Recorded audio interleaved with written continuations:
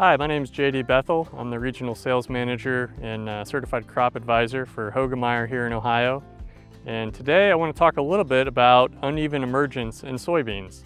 If you want to increase yields in soybeans, the best advice I have is to plant them earlier. This year, however, we had a relatively warm and dry April early planting window.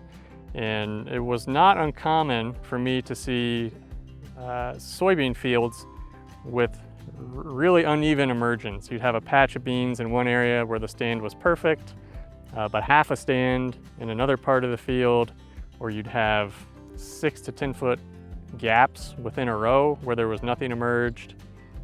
And when you started to dig around and ask questions, one of the common themes was there was some tillage work done in the spring.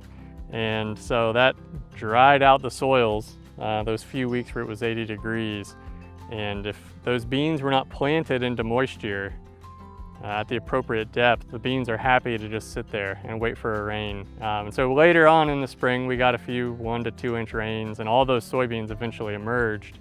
But it's very important to start out with that even stand to set the table for high yields in the fall.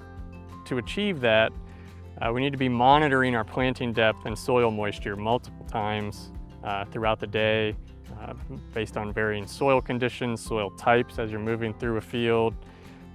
Clays versus loams, you're going to have slightly different soil moistures, so you want to be monitoring those sorts of things and adjusting depth downward, planting a little bit deeper if you are not planting into consistent soil moisture.